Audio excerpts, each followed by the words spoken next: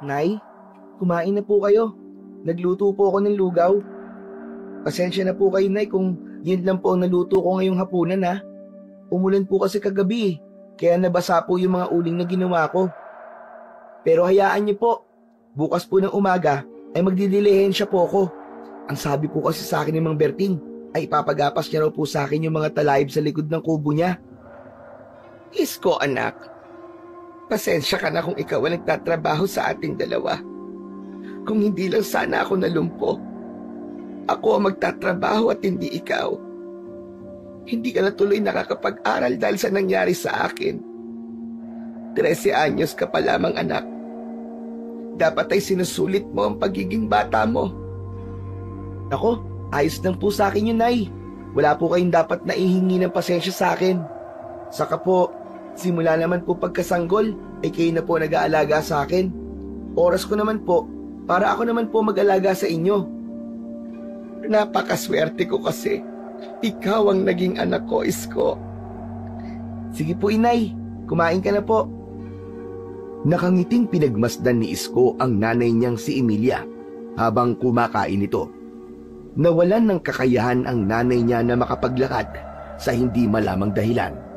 Bigla na lang nawalan ng lakas ang mga binti at paa nito. Dahil sa kahirapan ng buhay, hindi na sila nagkaroon ng pagkakataon na mapatignan sa doktor si Emilia. Nang malumpo si Emilia, ay iniwanan na sila ng tatay ni Isko. Bigla na lang itong nawala at ang hinala nila ay dahil yun sa meron itong ibang babae. Simula noon ay huminto na si Isko sa pag-aaral at siya na ang bumuhay sa kanila ng kanyang ina sa pamamagitan ng paggawa ng uling. Kung minsan ay naglilinis din siya ng bakuran ng mga kapitbahay nila at kung ano-ano pang bagay na mapagkakakitaan na marangal. Matapos kumain ni Emilia, ay hinugasan na ni Isko ang pinagkainan nito. Mula sa batalan ay napatingin siya sa kalangitan. Kumunot ang noo niya nang makita niyang kulay pula ang bilog na buwan. Nay, tignan niyo ho. Bakit kulay pula po ang buwan ngayon? Hindi sumagot si Emilia. Nang tingnan ni Isko ang nanay niya, ay napansin niya ang pagkabahala sa mukha nito. Nay, ayos lang po ba kayo? Mabang narinig ko, Isko. Sinabi mo na kulay pula ang buwan ngayon. Opo, Nay. Ang ganda nga po eh. Parang may pulang ilaw na nakapalibot sa buwan, tapos bilog na bilog pa siya. Walang maganda sa bagay na yan, anak. Walang maganda dyan. Ha? Bakit naman po, Inay? Isko, kasabihan na dito sa lugar natin na kapag bula ang buwan ay may paparating na kamalasan. May mangyayaring hindi maganda sa mga susunod na araw. Nay, anong klaseng kamalasan po? Maaaring may sakit na lalaganap o kaya ay marami ang mamamatay. Pero ipagdasal na lang natin, anak, na sana ay walang mangyaring hindi maganda dito sa San Bartolome. Bago tayo matulog, anak, mamaya ay magdasal tayong dalawa. May takot na bumalot kay Isko nang dahil sa sinabi ng kanyang ina na si Emilia. Tahimik niyang pinagmasdan ang kanyang ina habang itinatago ang kaba nito. Naramdaman niya ang bigat ng malamig na simoy ng hangin mula sa labas. Ngunit sinubukan niyang ibaling ang kanyang atensyon sa paghuhugas ng mga pinggan. Kinabukasan, maagang bumangon si Isko at nagpaalam siya sa nanay niyang si Emilia na pupunta siya kay Mang Berting upang gapasin ang matataas na talahib sa likod ng kubo ng matanda. Kilalang albularyo sa lugar nila si Mang Berting. Kahit ubod na yun ng tanda, ay nagagawa pa rin sila nitong tulungan kapag merong may sakit sa kanila. Pagdating niya sa bahay ng matandang albularyo, ay naabutan niya si Mang Berting na nakaupo sa bangkito habang nag-aayos ng mga halamang gamot. Magandang umaga po, Mang Berting. Sisimulan ko na po ang paggapas. Magandang umaga rin sa'yo, Isko. Hala, sige. Nasa likod ang mga gamit ko. Ikaw na ang bahala. Nagtungo si Isko sa likod ng kubo at nakita niya roon ang karit.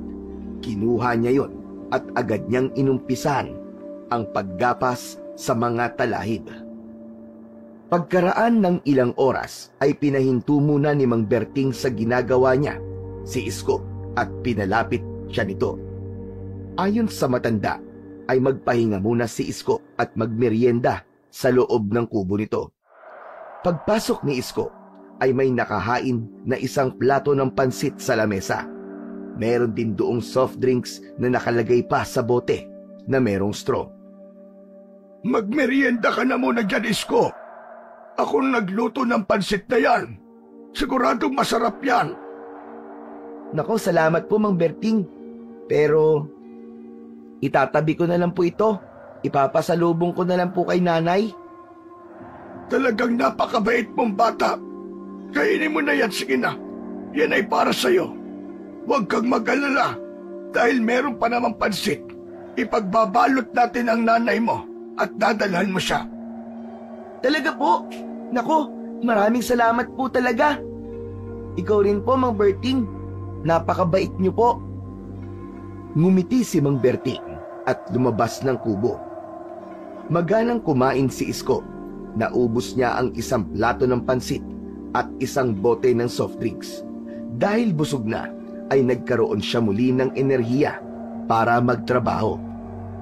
Lumabas siya ng kubo at nakita niya si Mang Berting na abala pa rin sa mga halamang gamot.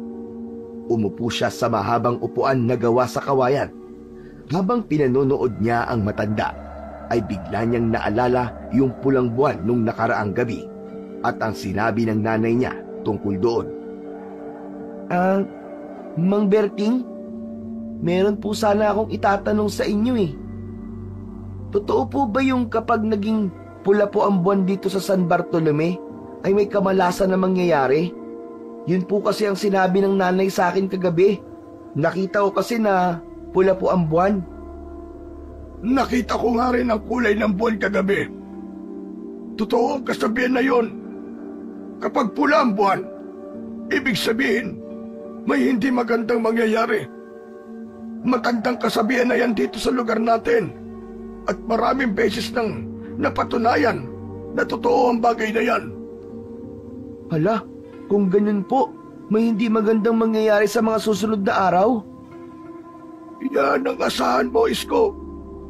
Kaya mas mabuti na palagi tayo mag-iingat at samahan na rin natin ng pagdarasal sa ating Panginoon.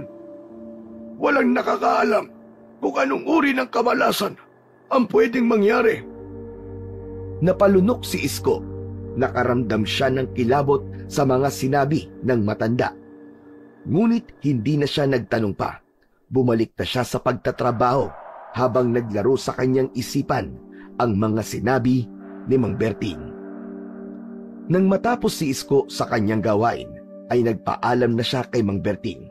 Inabot naman na sa kanya ang bayad ng matanda. Kapag po mataas na po uli ang mga talahib, ako na lang po ulit ang tawagin nyo ah. Oo naman, Isko. Ikaw pa rin ang paggagapasin ko. Kasi maayos ka magtrabaho. Hala, sige. Mag-iingat ka sa pag-uwi mo. Sige po, mauna na po ako, Mang Berting. Salamat po ulit. Ay, oo nga pala. Kunin mo sa loob yung pansit para sa nanay mo. Inilagay ko yun dun sa plastic sa ibabaw ng lamesa. Pumasok si Isko sa loob ng kubo ni Mang Berting at kinuha ang pansit. Palabas na sana siya nang napansin niya ang isang bagay na nakasabit sa dingding ng kubo. Ang tungkod ni Mang Berting. Palagi niyang nakikita na dala yun ni Mang Berting. Hindi niya alam kung bakit tila tinatawag siya ng tungkod na yon. Lumapit siya upang mas makita ng malapitan ang tungkod. Yari yun sa kahoy na mukhang napakatibay.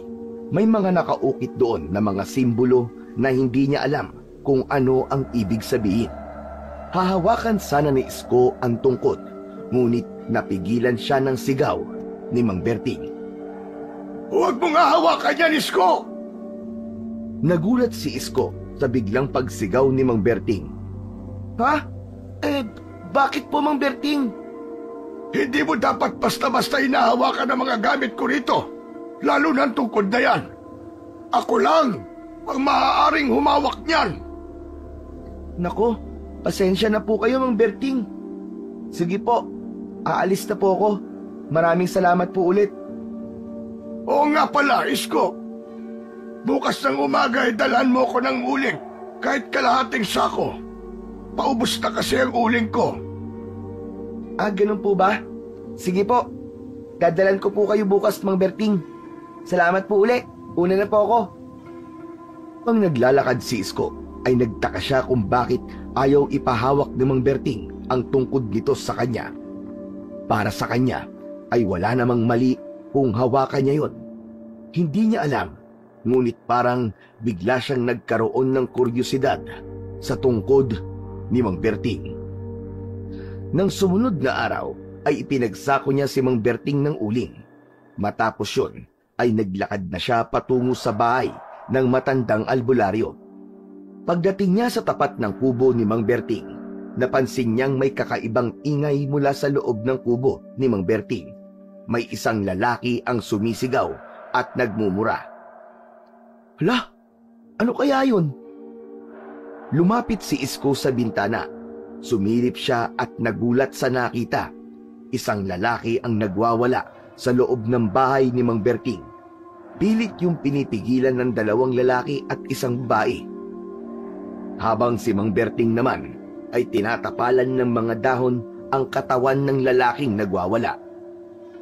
Muntik mabitiwan ni Isko ang sako ng uling nang nakita niya na nilagyan ni Mang Berting ng maliit na hiwa ang tiyan ng lalaki gamit ang isang patalim at pagkatapos ay pinahiran yun ng langis.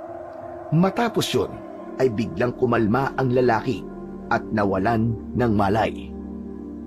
Sige na, maaari niyo na siyang iuwi. Dasalan niyo siya. Sa totoo lang, hindi ko alam kung ano ang nangyari sa kanya. Pinagtulungan ng dalawang lalaki na ilabas ng kubo ang walang malay na lalaki. Nang wala na ang mga yon, ay nagtungo si Isko sa tapat ng pinto ng kubo. Oh, Isko, nariyan ka na pala. Dala mo na ba ang mga uling? Ah, opo. Dala ko na po, Mang Berting. O sige, pakilagay na lang dyan sa tabi ng pinto. O siya nga pala, ito ang bayad ko. Pagkakuha ni Isko ng pera, ay hindi pa rin siya umalis. Mang Berting? Ano pong nangyari dun sa lalaki? Bakit para po siyang sinasapian?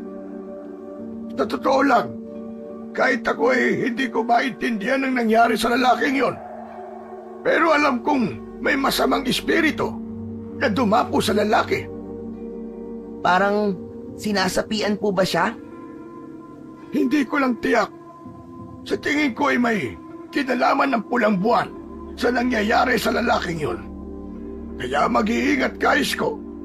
Huwag mong kakalimutan na magdasal palagi dahil yan lang ang makakapitan natin sa ngayon. Opo, hindi ko po kalilimutan yun, Mang Berting. Salamat po uli. Uuwi na po ako. O siya, ingat ka. At huwag mong kalilimutan ang sinabi ko.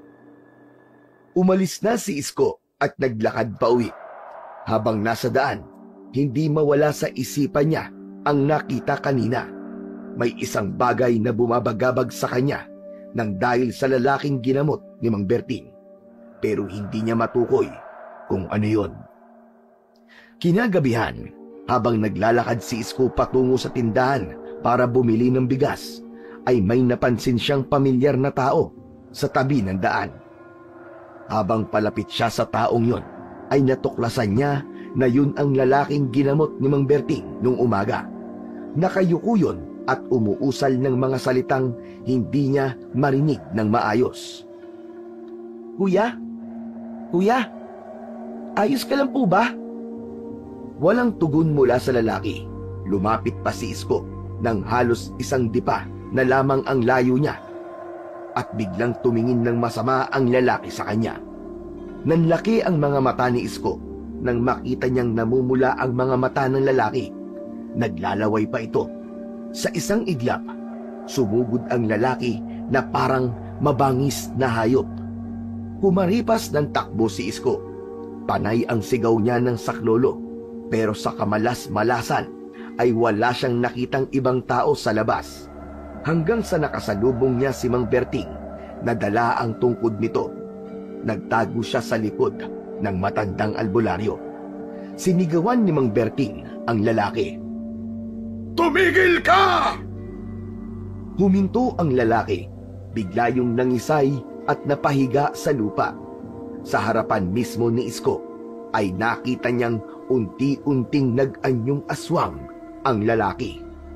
Doon na naglabasan ang mga tao sa kani-kanilang bahay at nakita ang pangyayaring yun. May mga nagsigawan ng dahil sa takot nang tumayo ang aswang at hinarap si Mang Berting. Ngunit nang iumang na ni Mang Berting sa aswang ang tungkod niya, ay napaatras ang aswang. Mabilis na tumakbo ang aswang na parang takot na takot sa tungkod ng matandang albularyo. Tinunguno ng daan papunta sa gubat hanggang sa mawala na yon sa kanilang paningin. Salamat po talaga, Mang Berting. Kung hindi po kayo dumating, baka patay na po ako ngayon. Ay, walang anuman, Isko. Sige na, umuwi ka na sa inyo. Mang Berting, hindi po ba yun yung lalaking ginamot nyo kanina? Siya nga, nagtataka ko kung bakit bigla siyang naging aswang. Hindi ko naramdaman na aswang siya habang ginagamot ko siya kaninang umaga. Sa kapuyang tungkod nyo, parang natakot po siya dyan. Hindi na nagsalita pa si Mang Berting. Tumalikod na ito at naglakad palayo. Bago umuwi, ay bumili pa rin ng bigas si Isko. Malalaki ang hakbang niya pa uwi sa bahay nila. Pagdating sa kanilang kubo, ay agad niyang ikinuwento sa kanyang ina ang nangyari. Sabi ko naman kasi sa'yo, Isko, may dalang kamalasan ng pulang buwan. Mukhang nagsisimula ng mangyari ang epekto ng pulang buwan dito sa San Bartolome. Natahimik si Isko. Hindi pa rin mawala ang kaba sa kanyang dibdib. At mula sa bintana ng kanilang maliit na kubo, sumulyap siya sa kalangitan. Kulay pula na naman ang buwan. Kinaumagahan ay nagising si Isko sa ingay ng mga tao sa labas ng kanilang kubo.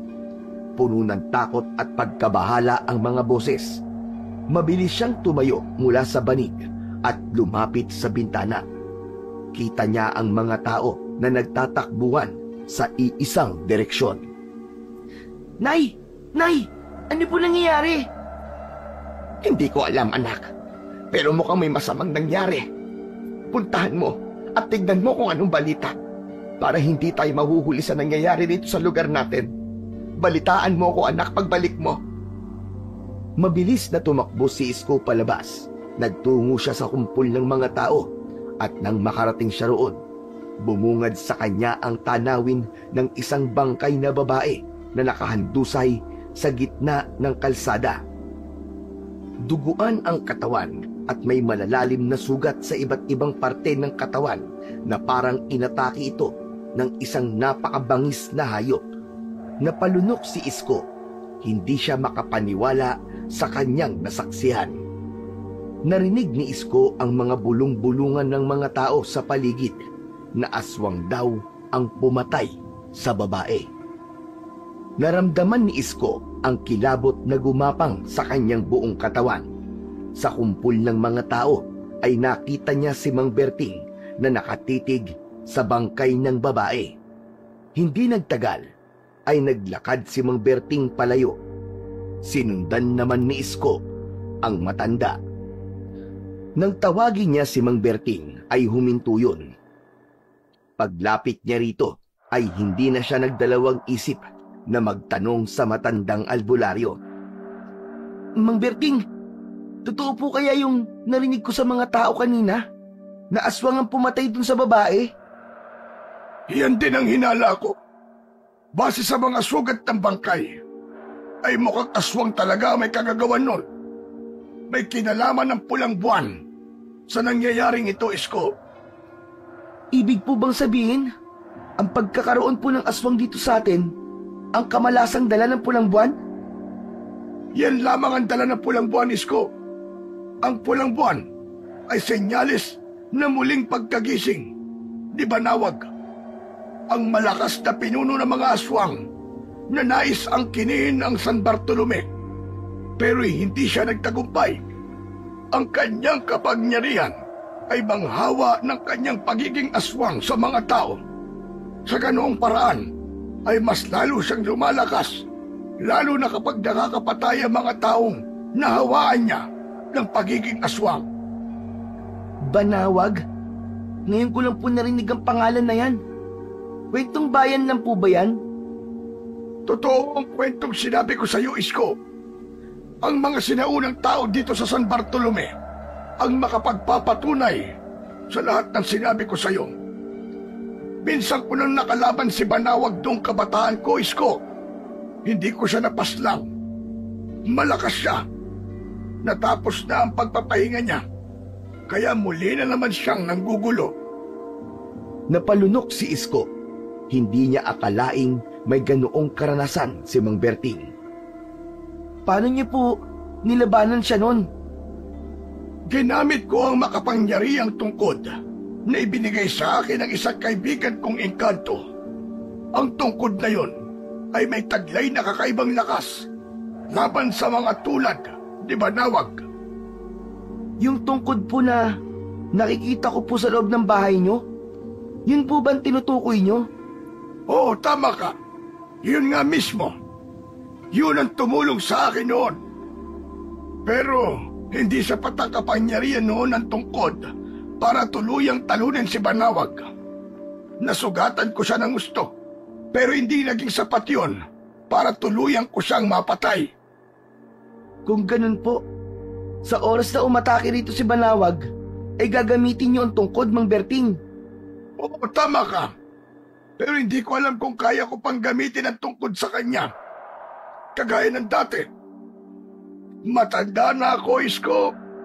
Mahina na ang katawan ko. Maraming taon na lumipas mula nang huli kong ginamit yun. At ngayon, iba na ang sitwasyon. Sa tingin ko ay mas malakas na si Banawag ngayon at mas mapanganib. Sa totoo lang, hindi ko alam kung bakit ko sinasabi sa iyo ang lahat ng ito, Isko. Bigla ko lang naramdaman na kailangan mong malaman ang tungkol kay Banawag.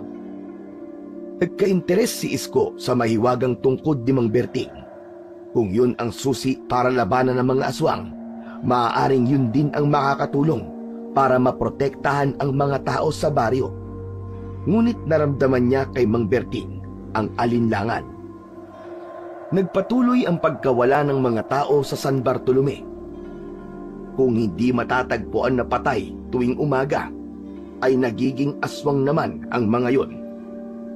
Isang gabi, nagising si Isko dahil sa sigawan ng mga tao.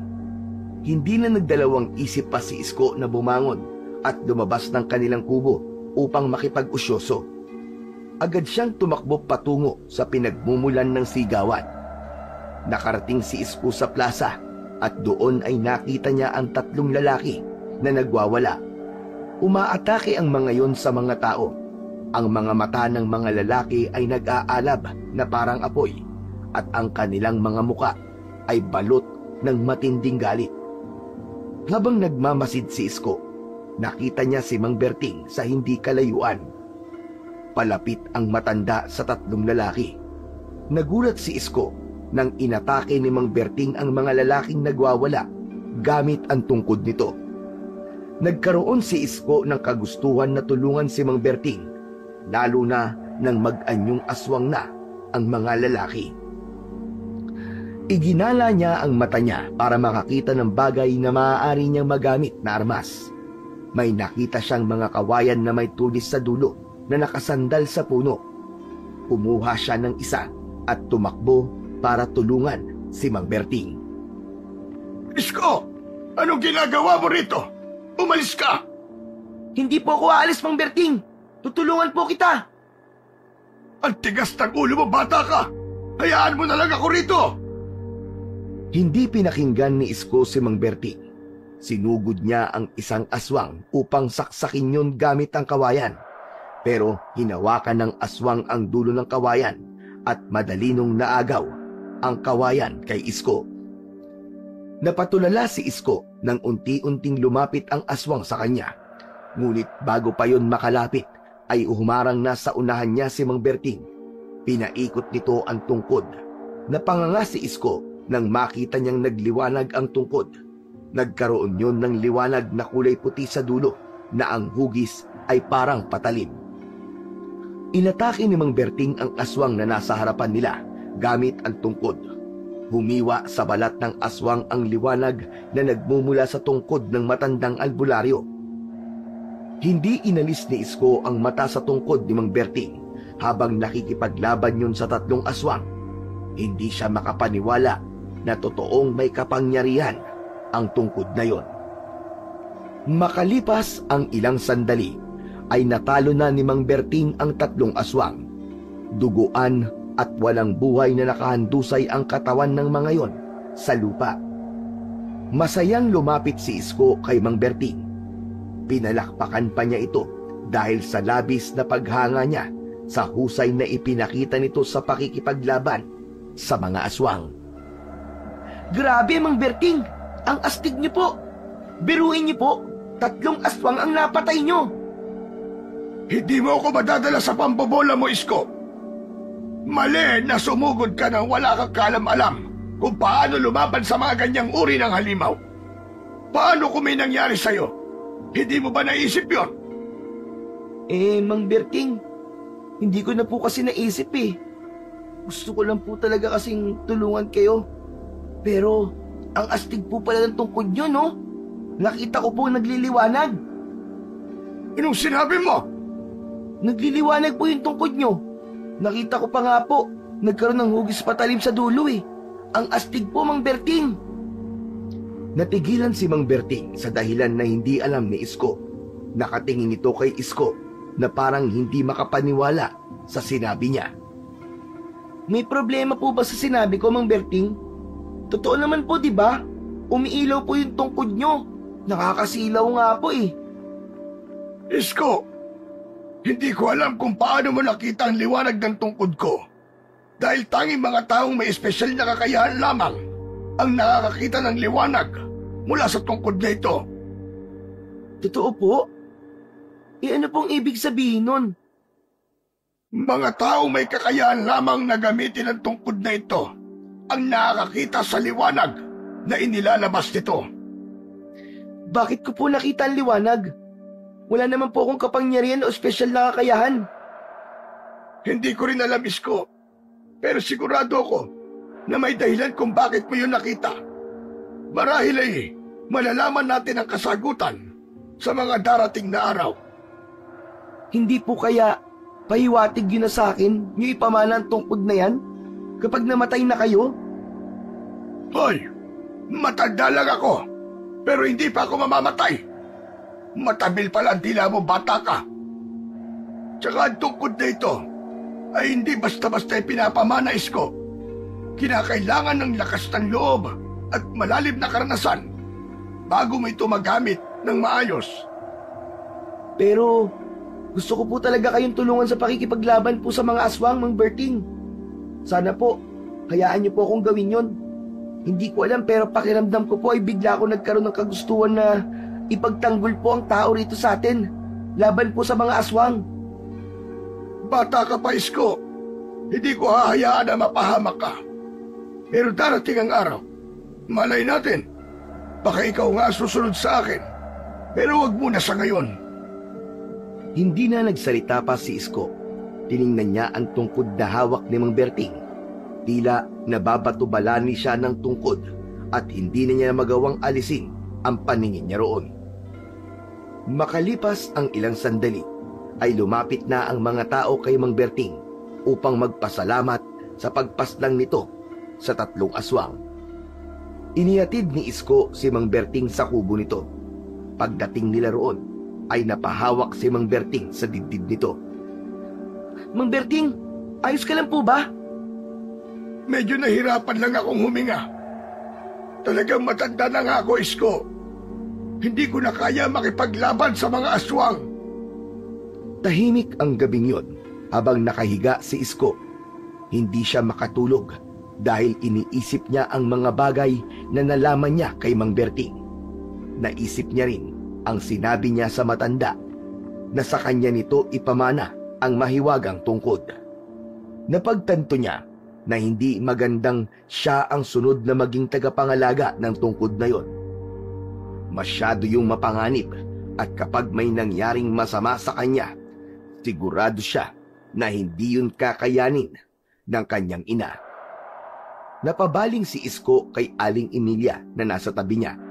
Napakunot-noo siya nang mapansin niyang nanginginig ang kanyang ina. Kinakabahan niyang dinama ang noo at leeg nito. Nay, ang init niyo po ah. Ang taas po ng lagnat niyo. Hindi ko nga alam, anak. Pero kanina pang umaga masama ang pakiramdam ko. Bakit hindi niyo po sinabi sa akin para nabili ko po kayo ng gamot? Akala ko kasi, anak, mawawala rin ito. Sandali lang po, Nay. Bibili lang po ako ng gamot sa labas. Wag na, Isko. Mapanganib. Baka mamaya may aswang pang makakita sa'yo. Magdadala na lang po ako ng asin, Nay. Saka dyan lang naman po ako sa malapit eh. Mangangatok na lang po ako sa mga tindahan kapag sarado na sila. Babalik din po ako agad, Nay. Hintayin niyo po ako. Hindi na napigilan ni Emilia si Isko. Kumuha siya ng pera at asin bago lumabas ng kanilang kubo. Bagamat may kaba sa dibdib niya, ay pilit niyang nilakasan ang kanyang loob. Ang unang tindahan na napuntahan niya ay walang tindang gamot, kaya medyo napalayo na si Isko. Hanggang isang nakasaradong tindahan ang kinatok niya at doon na siya nakabili ng gamot. Sa gitna ng paglalakad ni Isko pauwi, ang liwanag ng buwan ay nagbigay ng kaunting aliwalas sa madilim na daan, ngunit naramdaman pa rin ni Isko ang kakaibang kilabot na tila ba may nagmamasid sa kanya. Habang naglalakad, nakita niya ang isang lalaki na naglalakad din sa kabilang bahagi ng daan.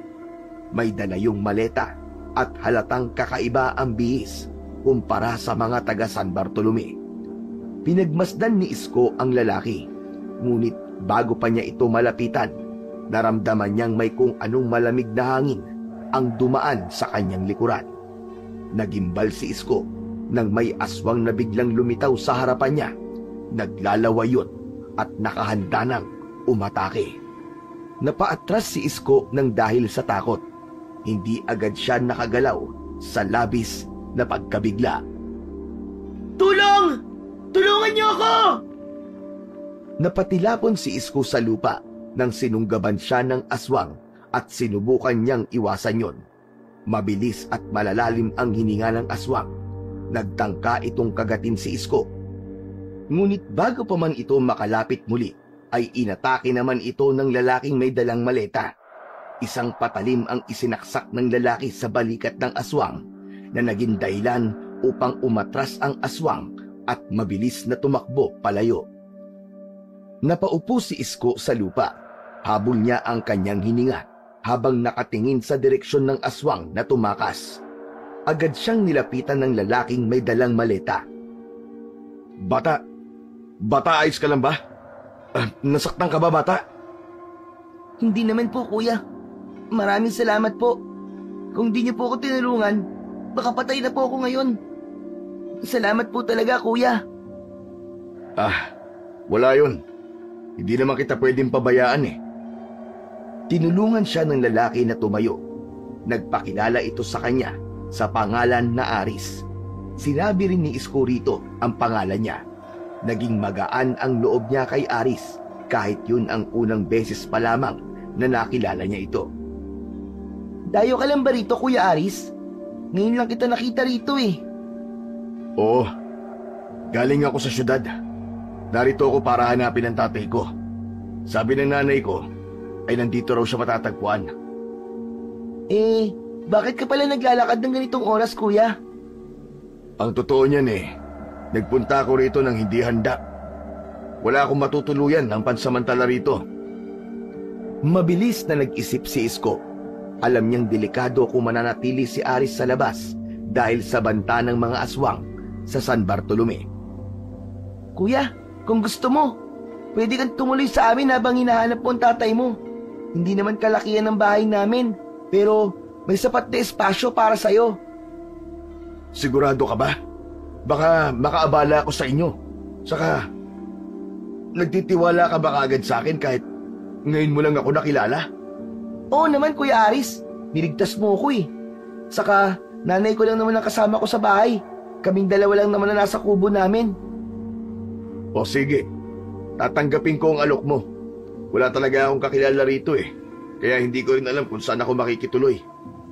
Maraming salamat sa iyo, Isko. Magkasama nang naglakad sina Isko at Aris papunta sa kanilang bahay. Nang makarating na sila sa bahay, ay agad na binuksan ni Isko ang pinto. Dinala niya ang gamot sa nanay niya. Sinamahan na rin niya yun ng isang baso ng tubig. Nay, huwag ka pong magugulat ha. Kasi muntik na po ako mapatay ng aswang kanina sa labas. Ano anak? Seryoso ka ba? Nasaktan ka ba? E paano ka nakaligtas? Hindi naman po ako nasaktan, Nay, dahil may nagligtas po sa akin. Abay sino? Si Mang Berting ba anak? Hindi po si Mang Berting, Nay. Si Kuya Aris po. Kuya Aris? Ba, sinong Kuya Aris? Umalis sandali si Isko sa maliit nilang kwarto. Pagbalik niya roon, ay kasama na niya si Aris. Magandang gabi po. Ako po si Aris. Ako naman si Emilia. Ay maraming salamat sa pagliligtas mo sa aking anak. Hindi ko alam ang mangyayari sa akin kung pati siya ay mawawala na rin. Nay, nandito po si Kuya Aris kasi hinahanap niya po ang tatay niya. Wala po kasi siyang matutuluyan na pansamantala. Kaya naisip ko po na baka pwedeng dito muna natin siya patirahin. Ay ganun ba? Walang problema sa akin yon, Aris. Kaya lang ayos lang ba sa'yo na ganito kaliit ang bahay namin? Wala pong problema sa akin yun, Aling Emilia. Ang mahalaga po sa akin ay meron akong matutuluyan. Maraming salamat po sa kabutihan niyo sa akin. Malaking tulong po ito para sa akin. Ay walang anuman yon, Aris. Isko, ipaglatag mo na ng banig si Aris sa sala. Ilabas mo rin yung kumot at unan para makapagpahinga na siya. Habang inaayos ni Isko ang higaan ni Aris, ay binalikan niya ang mga nangyari kanina. Hindi niya maiwasang magtanong sa sarili kung ano pa ang mga susunod na mangyayari sa kanilang baryo. Mabilis na naging magaan ang loob ni Isko kay Aris matapos ang unang gabi nilang magkasama sa bahay. Hindi lang dahil iniligtas siya ni Aris mula sa aswang, kundi dahil mabait at masayahin ang binata. Madalas silang mag-usap tuwing hapon. Nagkwekwentuhan sila tungkol sa buhay nila. Si Aris na nanggaling sa syudad ay nagbahagi ng mga karanasan nito sa buhay sa syudad. Habang si Isko naman ay nagkwento tungkol sa tahimik at simple nilang buhay sa San Bartolome. Kuya Aris, may sasabihin ako sa'yo. Dapat mag-ingat ka rito sa lugar namin ha. Lalo na kapag gabi na. Bakit? Dahil ba sa aswang na umatake sa inyo nakaraan? Oo kuya, tama ka. Pero hindi lang yun. May mga tao rito na nagiging aswang dahil sa isang malakas na aswang na ang pangalan ay Banawag. Sabi ni Mang Berting, siya ang nagkakalat ng sumpa dito. Kaya dapat iwasan mong lumabas kapag gabi na. Mahirap na Kuya Aris. Baka pag uwi mo sa inyo ay aswang ka na rin. Sige Isko, tatandaan ko yan. Hindi ako lalabas kapag gabi na. Pangako. Kumusta na pala ang paghahanap mo sa tatay mo, kuya? Ayun. Para ako naghahanap ng isang piraso ng karayom sa dayami. Maliit lang ito San Bartolome. Pero nahihirapan akong hanapin siya. Mahahanap mo rin siya, kuya. Parehas pala tayo, no? Yung tatay ko kasi, hindi na rin namin kasama eh. Wala ba siya? Ibig sabihin patay na? Hindi kuya. Iniwanan niya kami nung nalumpo si nanay. Ayaw niya kasing alagaan si nanay eh. Kaya ngayon, ako muna nagtatrabaho para mabuhay kami ng nanay ko. Grabe. Ang bata mo para sa ganyang responsibilidad. Pero huwag ka mag-alala, Isko. May magagandang mangyayari sa mga batang kagaya mo. Magtiwala ka lang. Sa gitna ng pag-uusap nila Isko at Aris ay dumating si Mang Berting. Seryoso ang mukha ng matandang albularyo. Oh, Mang Berting! Kumusta po? Kuya Aris, siya pala si Mang Berting. Mahusay siyang albularyo. Mang Berting, si Kuya Aris po. Galing po siya ng syudad at inahanap po dito sa San Bartolome ang tatay niya. Pansamantala po siya nakatira dito sa amin.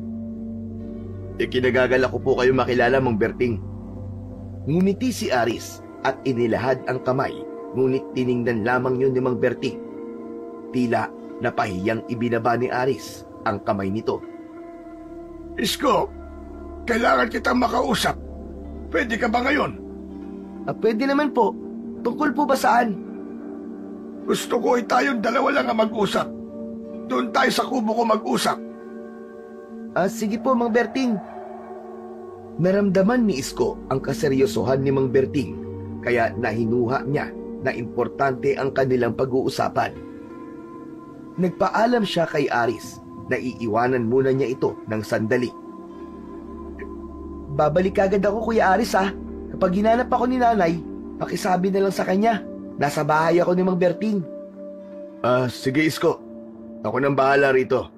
Mag-iingat kayo. Nauna nang maglakad si Mang Berting palayo sa bahay nila Isko. Agad na sumunod si Isko sa matandang albularyo. Wala itong imik habang naglalakad silang dalawa.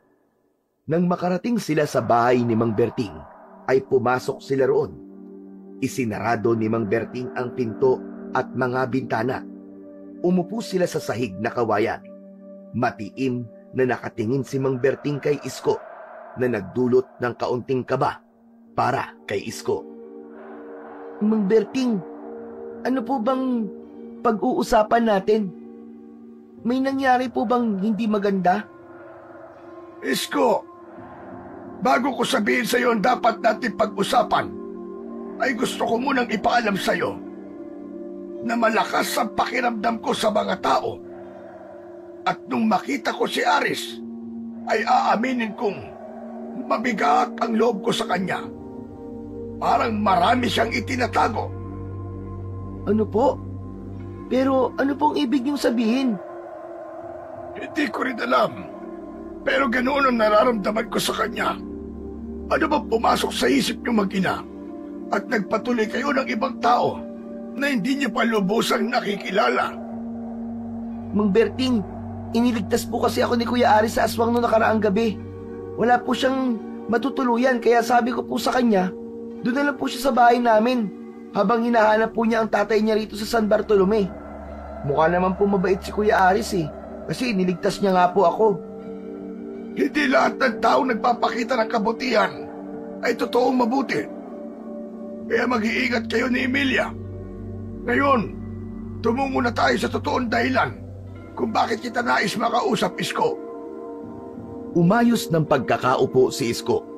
Habang hinihintay niya ang muling pagsasalita ni Mang Berting, ay nilukob siya ng kaba sa dahilan na hindi niya alam. Siguro naman ay alam mo nang si Banawag ang dahilan ng kaguluhan dito sa San Bartolome. Nagsisimula na siyang gawing aswang ang mga tao rito para lumakas siya. Alam ko na sa sandaling makapag-ipon na siya ng sapat na lakas, ay aatake na siya. Kilala ko si Banawag. Wala siyang awa. Papatayin niya tayong lahat. Ano pong gagawin natin, Mang Berting? May maitutulong po ba ako? Nung nalaman kong nakita mo ang liwanag ng mahiwagang tungkod ko, ay hindi ako makapaniwala. Gaya na sinabi ko, mga taong maaaring tagapangalaga ng tungkod ang nakakakita sa liwanag nito. Pinag-isipan ko ang bagay na yon at alam ko na hindi maaaring magkamali ang mahiwagang tungkod, Isko. Ibig po bang sabihin, maaaring ako po ang susunod na tagapangalaga ng tungkod? Ganun na nga, Isko. Ipakikita ko sa iyo ang kapangyarihan ng tungkod kapag hawak ito ng isang taong karapat-dapat. Magbibigay ito ng kakaibang lakas sa kanya Kinuha ni Berting ang tungkod at biglang nagliwanag yun sa harapan ni Isko. Nanlaki ang mga mata niya. Pakiramdam niya ay hinihigop siya ng liwanag. Mang Berting, nakikita ko po nagliliwanag ang tungkod. Mang Berting! Hindi lahat ng tao ay nakikita ang liwanag nito, Isko. Tanging ang may angking kakayahan at karapat-dapat lamang. At sa tingin ko, ikaw ang itinakdang susunod na magmamay-ari ng tungkod na ito. Ibinigay ni Mang Berting ang tungkod kay Isko. At sa unang pagkakataon ay nahawakan niya yon. Naramdaman niya ang init at lakas na dumaloy sa buo niyang katawan mula sa tungkod. Ako po? Pero bakit po ako, Mang Berting? Hindi ko rin alam. Pero hindi nagkakamali sa pagpili ang may wagang tungkod. Alam mo ba na hindi yan nabubuhat ng ibang tao dahil magiging mabigat yan ng gusto sa mga taong hindi karapat-dapat. Isko, ikaw ang susunod na tagapagtanggol ng San Bartolome. Ikaw ang itinakda na labanan si Banawag. Pero kailangan mo munang magsanay at matutunan kung paano gamitin ang kapangyarihan ng tungkod na yan. Nanginginig si Isko. Hindi siya makapaniwala sa mga narinig niya. Isang mabigat na responsibilidad ang maaari niyang tanggapin at sa tingin niya ay hindi niya yun kaya. Hindi siya handa para sa ganoong klaseng responsibilidad. Pero, Mang Berting, hindi ko po alam kung kaya ko. Paano po kung mapahamak ako? Paano kung mamatay ako? Paano na po si nanay? Ayoko pong maiwan siyang mag-isa. Alam kong mabigat ang lahat ng ito para sa iyo, Isko. Hindi kita pinipilit. Pero pag-isipan mo ng mabuti. Kailangan ka ng bombaryo. Kailangan natin ng tagapagtanggol. Matanda na ako, Isko. At kahit nasa akin ang tungkod na yan, ay hindi ko nakakayaning mapatay pa si Banawag. Pag-iisipan ko po muna, Mang Berting. Si nanay po kasi talaga ang inaalala ko eh. Huwag kang magmadali sa pag-iisip mo, Isko. Dapat ay bukal sa puso mo kapag tatanggapin mo na ang responsibilidad na ito. Pero kung nakapagdesisyon ka na, magsabi ka na kagad sa akin. Narito ako upang hihanda ka sa laban. Marahang tumango si Isko, ngunit ng sandaling yun ay mas nanaig ang kagustuhan niyang tanggihan ang alok ni Mang Berting dahil ayaw niyang may mangyaring masama sa kanya. Alam niyang labis na maaapektuhan ang nanay niya kapag ganun ang nangyari. Matapos ang pag-uusap nila Isko at Mang Berting, ay naglakad na si Isko pauwi. Mabagal ang paghakbang niya dahil pinag-iisipan niya pa rin ang mga sinabi sa kanya ni Mang Berting. Puno ng pag-aalinlangan at kaba ang kanyang dibdib, ang tungkod, ang pakikipaglaban kay Banawag, at ang responsibilidad na itinakda sa kanya. Lahat ng yun ay walang tigil na umiikot sa kanyang isipan. Hindi niya alam kung kaya ba niyang akuin ang ganoong kabigat na tungkulin. Pagdating sa bahay, nadatnan ni Isko si Aris na nakaupo sa bangko sa labas ng bahay. Tumingin ito sa kanya at ngumiti. Umupo siya sa tabi ni Aris at tumingin sa malayo. Parang ang bigat ng iniisip mo ah. May nangyari ba? O dahil yan sa pinag-usapan niyo ni Mang Berting? Kuya Aris, paano po kung may kailangan kang gawin, pero pwedeng maapektuhan ang mahal mo sa buhay? Gagawin mo pa rin ba? Grabe, ang lalim naman yan, Isko. Pero para sagutin ko ang tanong mo, depende sa kung anong dapat kong gawin. Kung para sa kapakanan ng mas nakararami, gagawin ko. Teka, yan ba ang pinag-usapan niyo ni Mang Berting? Baka kailangan mo na makakausap o payo. Pwede akong makinig sa'yo. Tiningnan ni Isko si Aris. Alam niya na hindi niya dapat sabihin sa kahit na sino ang napag-usapan nila ni Mang Berting, kahit pa sa sarili niyang ina. Ngunit sa pagkakataon na yun, ay napagtanto niya na masyado pa siyang bata para sa ganoong pagdidesisyon. Alam niya na kailangan niya ng opinyon at payo ng mas nakatatanda sa kanya. Napabuntong hininga si Isko at nang sandaling yun ay ibinigay niya kay Aris ang 100% ng tiwala niya. Kuya, kasi itong mga sasabihin ko sa iyo ngayon, sana huwag mong sasabihin na kahit na kanino, lalo na sa nanay ko. Mangako ka muna, kuya. O sige. Nangangako ko, Isko. Ano ba yon? Parang ang bigat naman ang sasabihin mo. Tungkol sa mga sinabi ni Mang Berting sa akin kanina, kuya. Si Mang Berting kasi ay nagmamay-ari ng isang mahiwagang tungkod na ginagamit niya para lumaban sa mga aswang. Mangyaring gusto niyang ipasa sa akin ang mahiwagang tungkod na yon dahil ako raw ang pinili ng tungkod na susunod na tagapangalaga nito. Sabi niya, ako raw ang itinakdang magmay-ari ng tungkod na yon at kailangan akong ihanda sa laban para kay Banawag. Teka. Sinong Banawag? Isa po siyang makapangyarihan na pinuno ng mga aswang na muling nagising para maggasik ng gulo at lagim dito sa San Bartolome. Aba, mabigat na responsibilidad nga yan, lalo na sa batang kagaya mo. Kaya nga po, kuya hindi ako sigurado kung kaya ko bang gampanan ng tungkulin na yon. Isa pa, iniisip ko rin si nanay. Kapag namatay ako sa pakikipaglaban sa mga aswang o kay Banawag, magiging mag-isa na lang si nanay. Isko, bata ka pa. Oo, pero hindi ibig sabihin nun na wala kang kakayahan na ipagtanggol ang baryo nyo laban sa mga masasama. Kaya nga ikaw ang napili ni Mang Berting, di ba? Dahil may tiwala siya sa'yo. Alam niyang may lakas ka, kahit na hindi mo pa nakikita yon sa sarili mo. Ewan ko ba, Kuya Aris? Wala akong katiwa-tiwala sa sarili ko. Isa pa, natatakot talaga ako lalo na ilang beses ko nang nakita kung paano umatake ang mga aswang at kung anong nangyayari sa mga naging biktima nila. Walang masamang matakot, Aris. Lahat ng tao natatakot. Pero alam mo ba ang pinakamahalaga? Yun ay kung paano mo harapin ang takot. Kung tatanggapin mo ang alok ni Mang Berting, mapapatunayan mo sa buong San Bartolome na kahit bata ka, kaya mong gumawa ng malalaking bagay. Isa pa, magiging kilala o sikat ka rito sa lugar nyo. Sasambahin ka nila na parang isang Diyos. At pwede mo silang mapasunod sa mga gusto mo.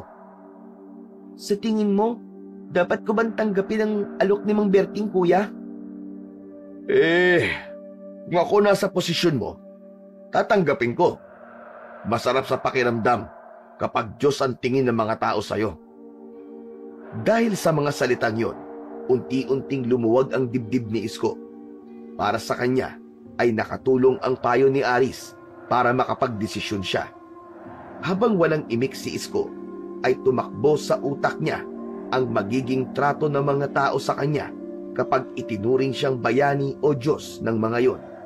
Naramdaman niya na parang ang sarap kapag ganoon ang magiging tingin ng mga tao sa kanya. Kinabukasan ng umaga ay pumunta si Isko sa bahay ni Mang Berting. Pumatok siya sa pinto at agad siyang pinagbuksan ng matandang albularyo. O Isko, anong ginagawa mo rito ng ganito kaaga?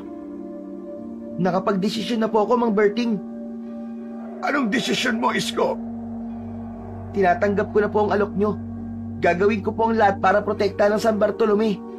Pero kailangan ko po ng tulong at gabay nyo, Mang Berting.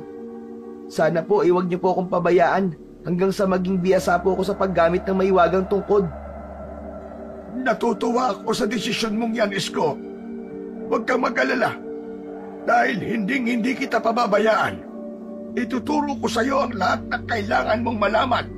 At sa tamang panahon, magiging ganap kang tagapagtanggol ng baryong ito. Ngumiti ng maluwag si Mang Berting. Tila ba isang malaking tinik ang nawala sa lalamunan nito sa desisyong yun ni Isko. Agad na nagsimula ang pagsasanay ni Isko. Sa ilalim ng maliwanag na araw, nagsimula ang unang araw ng pagsasanay ni Isko sa paggamit ng mahiwagang tungkod sa isang malawak na bakuran malapit sa bahay ni Mang Berting. Habang hawak ni Isko ang mahiwagang tungkod, ay ramdam niya ang bigat ng responsibilidad na kalakip nun. Isko, ang tungkod na yan ay hindi tulad ng pangkaraniwang sandata. May lakas ito na hindi mo makikita kaagad. Pero sa tamang paggamit, magagawa mong ilabas ang buong kapangyarihan nito. Ikaw ang pinili ng tungkod, kaya sana ay wag mo siyang bibiguin. Alam ng tungkod ang iniisip mo, kaya alam niya kung anong klaseng sandata o tulong ang kakailanganin mo. Kailangan ay maging isa kayo ng tungkod. Napalunok si Isko at hinigpitan ang hawak sa tungkod. May bahid ng takot at pangamba ang kanyang mga mata, ngunit mas matindi ang kanyang determinasyon. Sinimulan ni Mang Berting ang pagtuturo kay Isko ng mga dapat niyang malaman at matutunan. Itinuro nito sa kanya kung paano ilabas ang lakas at kapangyarihan ng tungkod sa pag-atake at sa pagdepensa. Mahirap at mabigat ang pagsasanay, ngunit determinado si Isko na matutunan ang lahat at maging karapat-dapat na tagapangalaga ng tungkod na yon. Isang gabi, nag-usap sina Isko at Aris sa labas ng kubo, habang si Emilia naman ay mahimbing na natutulog na sa loob ng kubo. Tuluyan nang nagtiwala si Isko kay Aris at naging komportable na siya na sabihin dito ang lahat. Ikinuwento ni Isko kay Aris ang mga ginawa nila ni Mang Berting sa unang araw ng kanilang pagsasanay. Grabe, mahirap pala ang paghawak sa tungkod na yun, kuya. Hindi ko alam kung kaya ko talaga maging susunod na tagapangalaga nun. Kaya ka nga sinasanay ni Mang Berting para maging handa ka, di ba? Pero isipin mo, Isko, kapag naging biyasa ka na sa paggamit ng mahiwagang tungkod at nagsimula ka ng makapatay ng mga aswang, ay magiging kilala ka dito sa buong San Bartolome. Mapapatunayan mo sa lahat na hindi ka lang basta isang bata. Lahat makikilala ka at hahangaan ka nila. Kaya galingan mo sa pagsasanay mo. Sana nga, kuya. Maraming salamat kasi nang dahil sa'yo ay nahanap ko ang dahilan ko kung bakit kailangan ako ang susunod na maging tagapangalaga ng mahiwagang tungkod. Hindi na ako makapaghintay na makilala ako rito sa buong San Bartolome. Alam mo ba, Isko? Hindi lang dito sa buong San Bartolome ka pwedeng makilala, kundi sa ibang lugar din. Naniniwala ako na kaya mo yan, Isko. Mapapasayo rin ang mahiwagang tungkod pagdating ng tamang panahon. Napangiti si Isko sa sinabi ni Aris. Masaya siya kapag kausap niya si Aris dahil puro positibong bagay lamang ang naririnig niya mula rito. Dahil doon ay mas lalong lumalakas ang loob niya. Mas lalo niyang ninais na tuluyan ng ibigay ni Mang Berting sa kanya ang mahiwagang tungkod upang magamit na niya yon sa pakikipaglaban sa mga aswang. Isang umaga, naging bisita ni na Isko si Mang Berting sa kubo nila. Nag-usap sila at sinabi ni Mang Berting na kailangang maghanda ni Isko mamayang gabi. Ayon kay Mang Berting, ay susubukan na nito ang mga natutunan ni Isko sa paggamit ng mahiwagang tungkod. Bagamat kinabahan si Isko, may excitement siyang naramdaman dahil sa kauna-unahang pagkakataon ay malalaman na niya kung talaga bang epektibo ang pagsasanay ni Mang Berting sa kanya. Pagsapit ng gabi ay palihim na tumakas si Isko sa bahay nila habang tulog ang nanay niya. Kay Aris lamang siya nagpaalam at hinayaan siya nito na lumabas. Nagkita sina Isko at Mang Berting sa bahay ng matandang albularyo at agad nilang sinimulan ang dapat nilang gawin sa gabing yun. Pinili nilang magtungo sa gubat dahil ayon kay Mang Berting ay doon nagtatago ang mga taong nagiging aswang dahil kay Banawag. Habang sila'y naglalakad ay nararamdaman ni Isko ang mga matang nagmamatsyag sa kanila mula sa dilim. Isko, maging handa ka. Nararamdaman kong may mga aswang sa paligid. Nasaan po sila, Mang Berting? Hindi ko pa alam sa ngayon. Kaya talasan mo ang iyong pakiramdam. Tumango si Isko. Sa kabila ng takot niya, ay pilit niyang piniling maging matatag. Mahigpit ang hawak niya sa mahiwagang tungkod. Makalipas ang ilang sandali, ay biglang sumulpot mula sa kadiliman ang dalawang aswang na humihingal at naglalaway. Mabilis na sumugod ang mga aswang kina Isko at Mang Berting. Nag-umpisang ipagtanggol ni Isko ang sarili gamit ang tungkod. Ngunit hindi niya magamit ng maayos ang lakas nito. Ang mga galaw niya ay mabagal at tila walang direksyon. Nahirapan siyang kontrolin ang kapangyarihan ng tungkod. Isang aswang ang muntik ng masugatan si Isko. Mabuti na lang ay nagawa yung mahampas ng buntot ng pagi ni Mang Berting. Ano nangyayari sa'yo, Isko? Gamitin mo na maayos ang tungkod. Alalahanin mo ang mga itinuro ko sa'yo. Hindi ko nga po alam, Mang Berting. Pero parang ayaw po sumunod ng tungkod sa iniisip ko.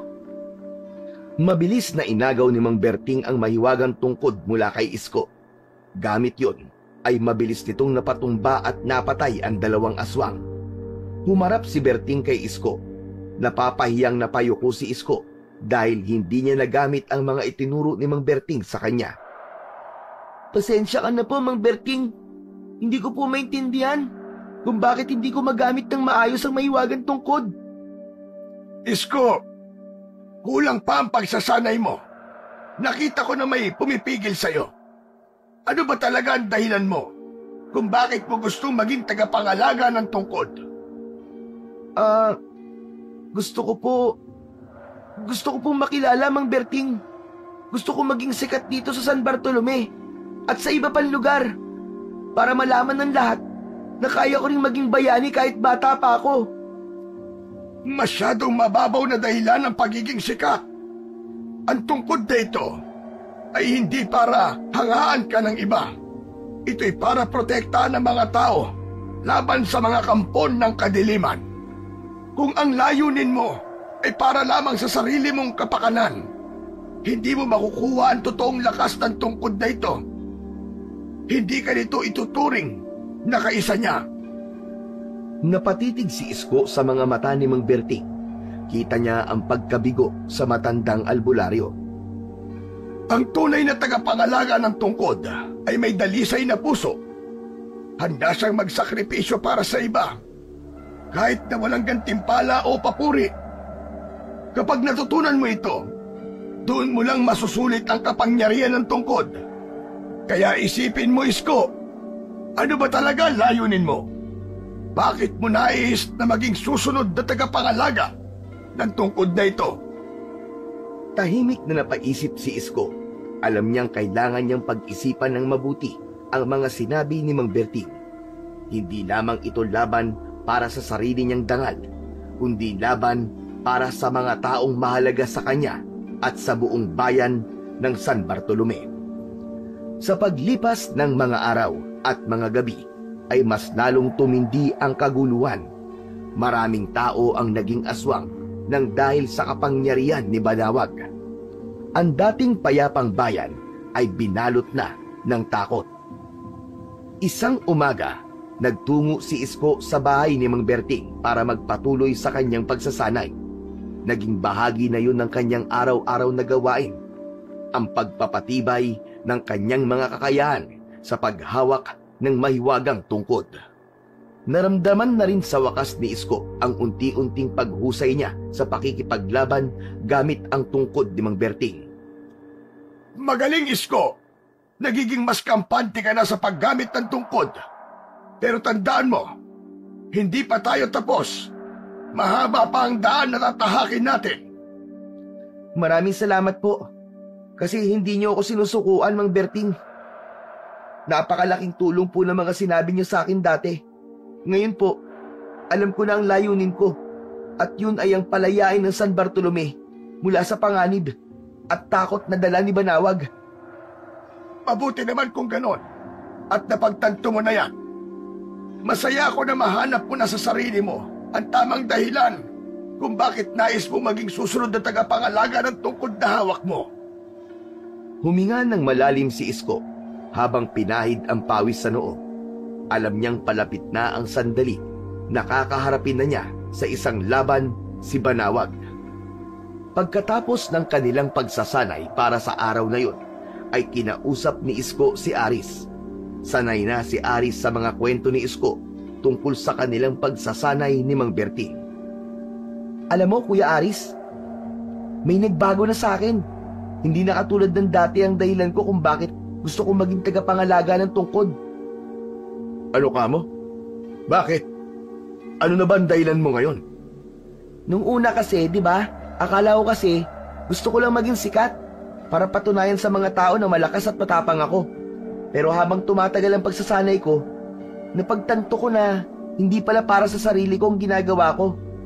Kailangan kong gawin to dahil marami ang napapahamak. Kailangan kong protektahan ng mga tao. Isko, walang masama kung gusto mo maging sikat. Hindi naman ibig sabihin na dahil sikat ka, ay mayabang ka na.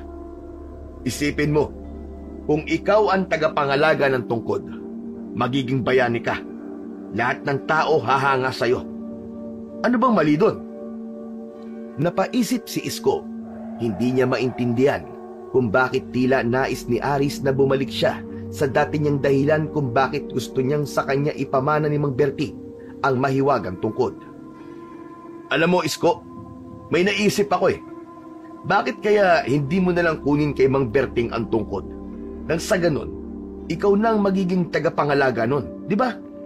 Hindi ka na niya mapipigilan sa gusto mong gawin. Tinitigan ni Isko si Aris.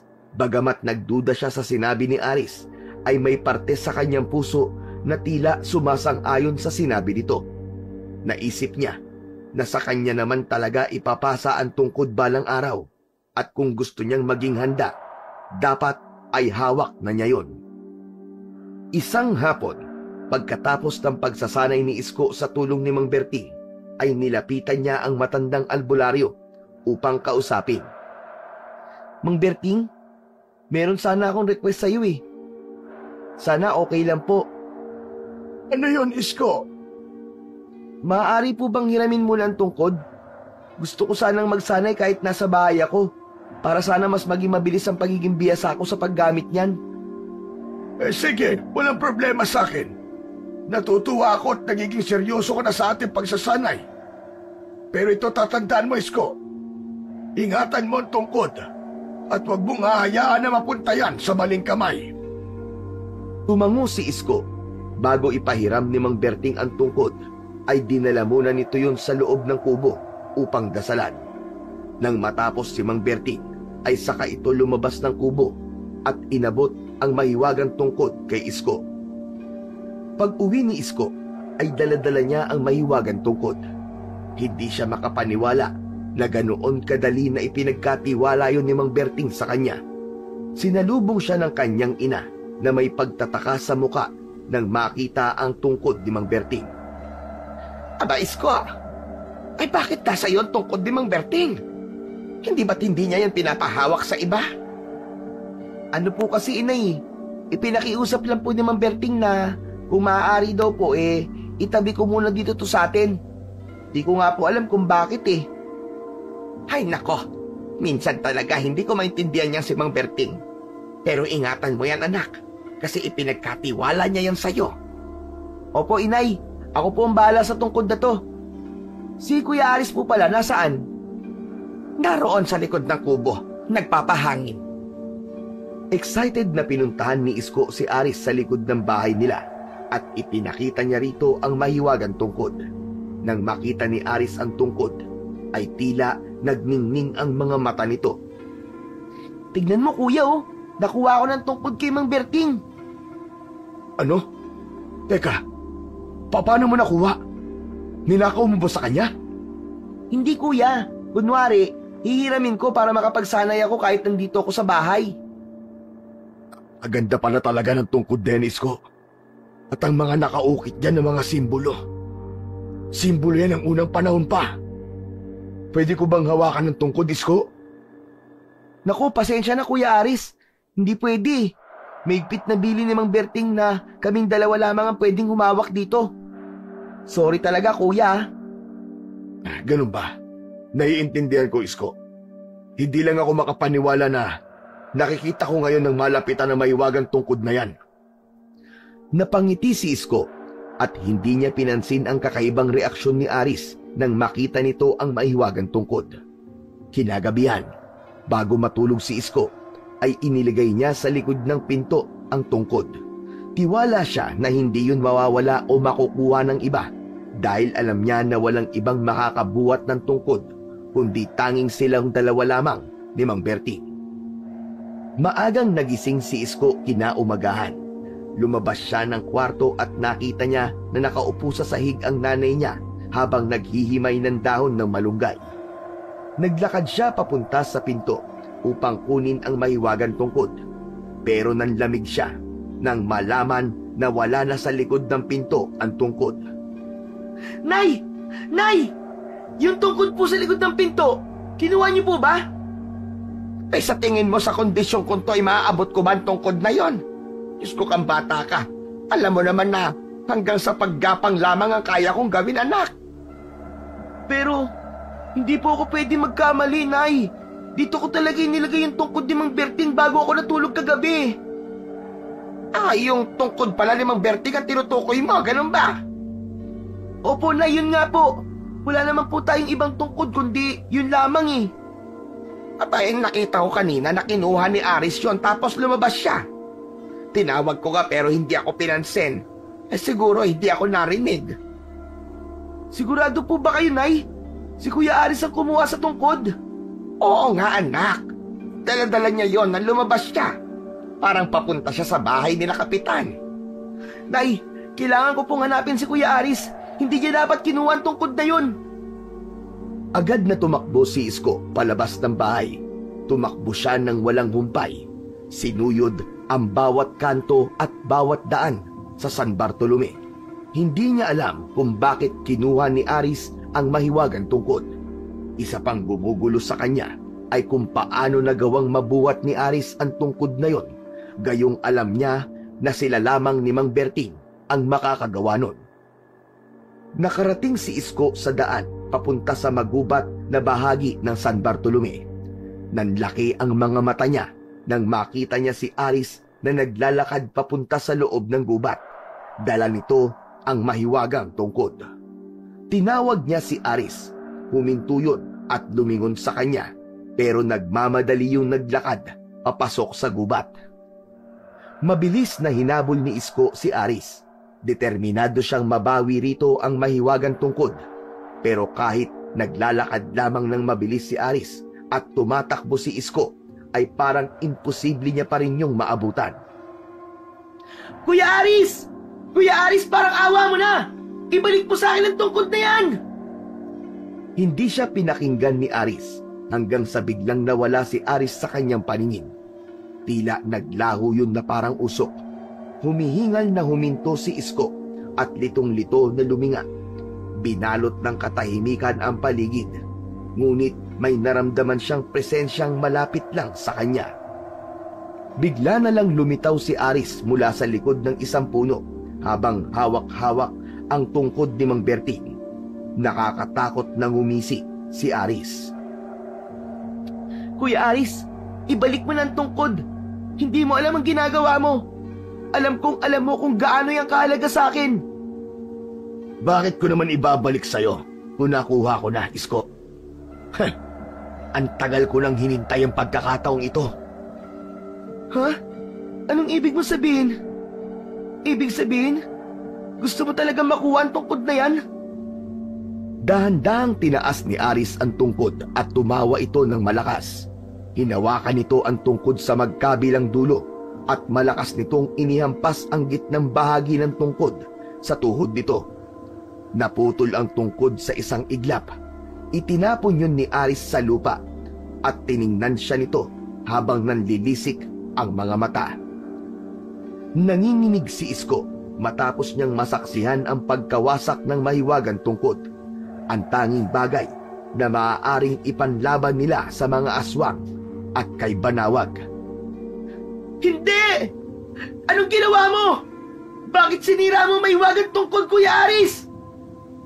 Isko, hindi mo ba naiintindihan? Ako si Banawag, ang pinuno ng mga aswang. Matagal ko nang plinano ang lahat ng ito.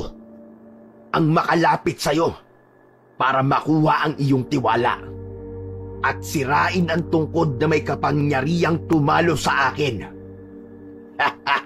Nilinlang kita, Isko. Ginamit ko ang kainosentihan mo para magawa ko ang aking plano. At hindi nga ako nabigo. Nagtagumpay ako, Isko. Nagtagumpay ako. Parang tumigil ang mundo ni Isko. Ayaw niyang paniwalaan ang narinig. Ang taong itinuring niyang kaibigan ay ang pinuno pala ng mga aswang na si Banawag. Sa kabila ng pag-amin ni Aris na ito si Banawag, ay tila ayaw itong tanggapin ng utak ni Isko. Mariin siyang umiling. Hindi kasi Banawag. Kaibigan kita eh. Kuya kita. Alam kong may iba ka pang dahilan kung bakit mo sinira ang maiwagang tungkod, Kuya Aris. Sabihin mo ang totoo. At baka maintindihan pa kita. Ayaw mo talagang maniwala? Pwes, masdan mo ang tunay kong anyo. Nagbago ang anyo ni Aris. Ang dating kaibigan ni Isko ay naglaho at sa harap niya nakatayo ang isang nilalang nakakilakilabot ang anyo. Ang balat ni Aris ay naging kulay itim. Ang mga mata nito ay namumula at nanlilisik. Matalim ang mga kuko nito at mga pangil na parang malalaking ngipin ng lagari. Sa pagpapakita ni Aris ng tunay nitong anyo, ay doon na naniwala si Isko na nagawa siyang linlangin nito. Siguro naman ay naniniwala ka na ngayon. Wala na kayong magagawa ni Berting para protektahan ang San Bartolome mula sa akin. Wala na maiwagang tungkod. Mamayang gabi, sasalakayin ko San Bartolome at lahat ng tao ay mamamatay. Wala na kayong magagawa para pigilan ako. Mariin na ikinuyom ni Isko ang mga kamay niya. Sumigaw siya at tinangka niyang labanan si Banawag. Sumugod siya at sinubukang gamitin ang kanyang natutunan mula sa pagsasanay nila ni Mang Berting. Ngunit walang saysay ang kanyang mga galaw laban sa makapangyarihang nilalang sa harap niya. Bawat suntok ni Isko ay napakadaling naiwasan ni Banawag hanggang sa malakas siyang itinulak ni Banawag. Natumba si Isko sa lupa.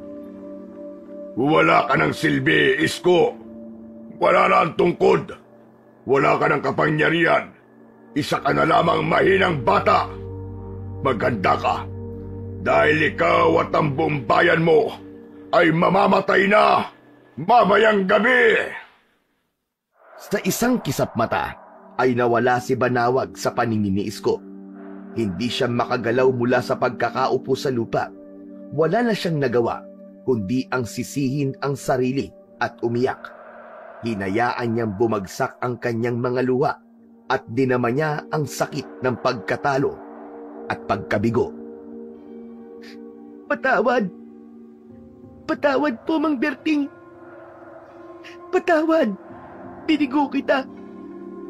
Wala na ang maiwagang tungkod. Kasalanan ko to. Kasalanan ko! Alam ni Isko na dahil sa kapabayaan niya ay hindi lang si Mang Berting ang binugo niya, kundi maging ang buong San Bartolome. Kahit alam ni Isko na mapapagalitan siya ni Mang Berting, ay pinili pa rin niyang magtungo sa kubo ng matandang albularyo. Kailangan nitong malaman ang nangyari at ang pagsalakay na gagawin ni Banawag mamayang gabi. Naabutan ni Isko si Mang Berting sa labas ng kubo nito. Nakaupo yun sa baitang ng hagdan ng kubo. Nakatago sa likod ni Isko ang putol na mahiwagang tungkod. Marahan siyang lumapit kay Mang Berting at ipinakita ang nangyari sa tungkod. Ano ito? Anong ginawa mo sa tungkod, Isko? Bakit mo sinira? Hindi po ako sumira, Mang Berting. Si Aris po. Nilinlang po niya ako. Si Aris po at si Banawag. Iisa lang po sila. Patawarin niyo po ako, Mang Berting. Masyado po ako nagtiwala sa kanya porkit pinakitaan niya po ako ng kabutihan nung una. Bakit mo inayaan na mangyari ito, Isko? Pinagkatiwalaan kita. Kaya pala mabigat ang loob ko kay Aris mula pa noon. Siya pala si Banawag. Patawad po talaga, Mang Berting. Akala ko po kasi kaibigan ko siya eh. Pero nininlang niya ako. Nasira na po ang tungkod. Wala na po tayong magagamit laban sa kanya. Sinabi niya rin po sa akin na mamayang gabi, sasalakay siya rito sa San Bartolome. Papatayin niya raw po lahat ng tao. Wala na tayong magagawa. Tapos na nangyari. Hindi na maibabalik ang tungkod kahit magalit ako sa iyo. Pero isa lang ang malinaw. Mamayang gabi, susugurin tayo ni Banawag. Wala nang maiwagang tungkod. Pero kailangan pa rin nating lumaban. Hayaan niyo po akong bumawi, Mang Berting. Sasama po ako sa laban kahit wala na maiwagang tungkod. Gagawin ko po ang lahat para protektahan ang bayan natin. Nagkatinginan sila ng matagal. Tumango si Mang Berting, ngunit bakas sa mukha nito ang takot.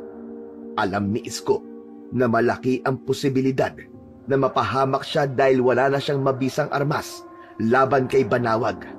Ngunit handa siyang patunayan kay Banawag na may mahiwagang tungkod man o wala, ay kayang-kaya niya itong harapin sa isang labanan. Pagsapit ng gabi, ay nagkagulo ang mga tao sa San Bartolome sa pagsalakay ng mga aswang sa pangunguna ni Banawag. Nagkatinginan sina Isko at Mang Berting nang marinig nila ang sigawan ng mga tao. Alam nila na nagsimula na ang pagsalakay ng mga aswang. Naunang lumabas ng kubo si Mang Berting at si Isko dala ang isang buntot ng pagi. Nagtaka si Isko nang makita niya na walang dala na kahit na ano si Mang Berting nang tumabi yun sa kanya. Ayon kay Mang Berting ay ito na ang bahala kung paano ito makikipaglaban. Naglakad na ang dalawa papunta sa kaguluhan. Nangilabot si Isko nang makita niya ang napakaraming tao na inaatake ng mga pangkaraniwang aswang. Napahinto sila nang makita nila si Banawag na naglalakad palapit sa kanila. Huminto ang pinuno ng mga aswang at ngumisi. Kumusta ka na, Berting? Masaya ako na nagkita tayo muli. Hindi ko alam kung saan kayo kumukuha ng lakas ng loob para harapin ako ngayon. Wala nang tungkod dahil sa kapabayaan ng alaga mo, Berting. Lalabanan pa rin kita kahit wala nang maiwagang tungkod. Hindi ako papayag na patayin mo ang mga tao rito. Susugod na sana si Isko kay Banawag nang hawakan siya ni Mang Berting sa balikat. Nagtaka siya nang kunin nito sa kanya ang buntot ng pagi. At mas lalong nagulat si Isko nang mula sa likod ni Mang Berting ay inilabas nito ang mahiwagang tungkod. Buong buo yun at walang bakas na nasira yun. Inabot yun ni Mang Berting kay Isko. Maging si Banawag ay hindi makapaniwala sa nasaksiyan. Ngayon na ang oras para patunayan mo na ikaw talaga ang karapat-dapat na sumunod na tagapangalaga ng mahiwagang tungkod na ito, Isko. Paano pong nabuli ang tungkod, Mang Berting? Dahil hindi naman talaga yan nasira. Ang ipinahiram ko sa iyo at winasak ni Banawag ay isang replika lamang. Alam kong hindi tayo pwede magtiwala basta-basta. Kaya gumawa ako ng kopya ng tungkod. Hindi niya nasira ang totoong tungkod. Ang hawak mo ngayon, ang siyang tunay, Isko. Isa pa, kahit sino ay hindi kayang sirain ang mahiwagang tungkod na yan. At ngayon, ito na ang pagkakataon mong gamitin yan. Laban kay Banawag. Nanginig ang mga kamay ni Isko habang hawak ang mahiwagang tungkod. Ako na ang bahala sa mga pangkaraniwang aswang. Kaya mo na si Banawag, Isko. Huwag kang magpatalo sa takot mo. Malaki ang tiwala ko sa iyo. Mabilis na kumilos si Mang Berting. Gamit ang buntot ng pagi ay inatake nito ang mga alagad ni Banawag. Marahang tumingin si Isko kay Banawag at nang humigpit ang kapit niya sa tungkod, naglabas yun ng liwanag na nagdulot ng kakaibang lakas at tapang sa kanya. Nilinlang ako ni Berting, pero kahit may tungkod ka, Isko, wala ka pa rin kalaban-laban sa akin. Isa ka lamang batang musmos! Sumugod si Banawag at nagsimula ang matinding labanan sa pagitan nila.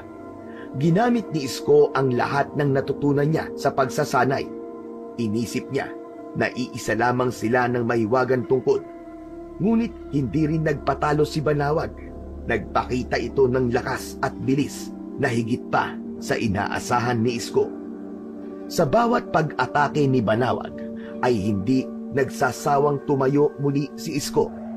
Walang ibang nasa isip niya kundi ang wakasan ang kasamaan ni Banawag. Marahas na sinugod ni Banawag si Isko. Mabilis ang bawat galaw nito, pero may kapangyarihan ng tungkod na nagbigay kay Isko para makita niya ang bawat kilos ni Banawag. Para yung slow motion.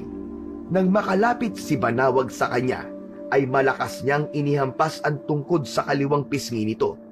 Tumilapon si Banawag at sumadsad sa lupa. Mabilis na bumangon si Banawag at muling umatake. Hindi nagawang iwasan ni Isko ang pagkalmot ni Banawag sa dibdib niya. Napangiwi siya nang maramdaman ang hapdi sa sugat niya na yon. Hindi ko maintindihan kung bakit ikaw ang pinili ni Berting. Isa ka lang bata. Ang dapat sa'yo ay nakikipaglaro. Bakit?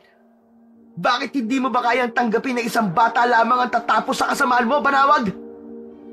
Masyado kang mayabang, Isko. Tingnan natin kung madadala mo sa hukay ang kayabangan mo. Maya-maya pa ay lumapit ang hinihingal na si Mang Berting kay Isko.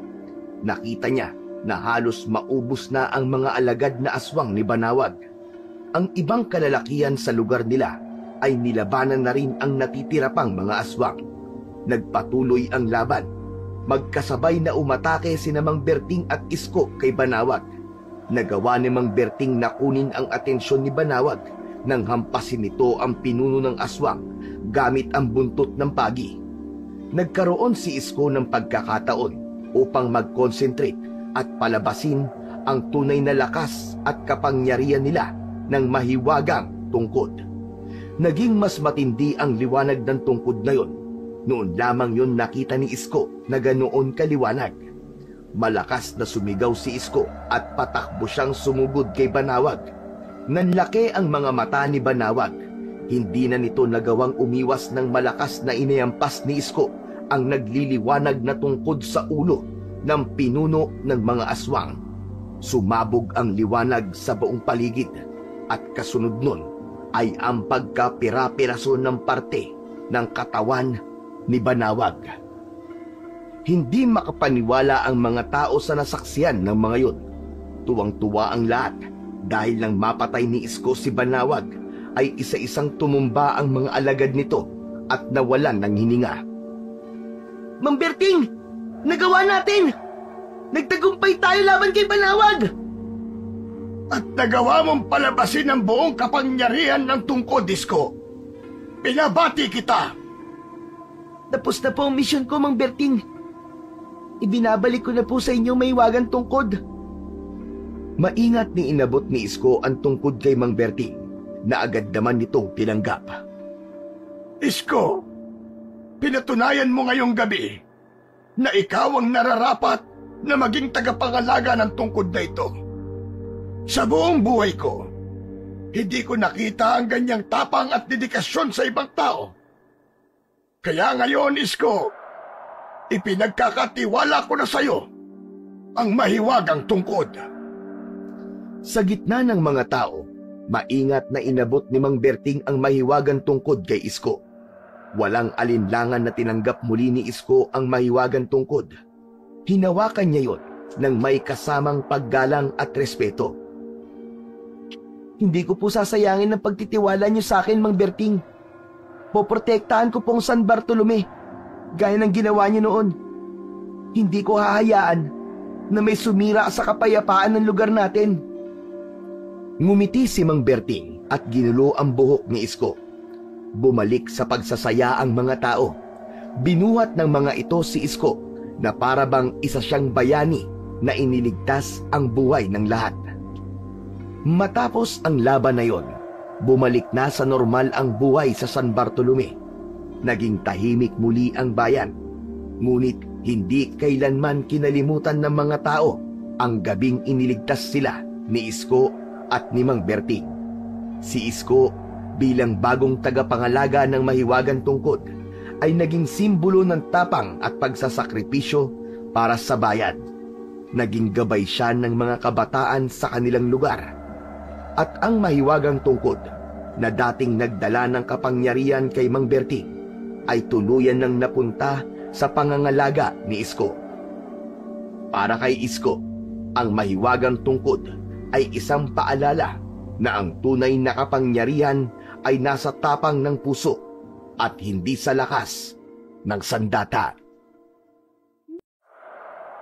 Nay, kumain na po kayo.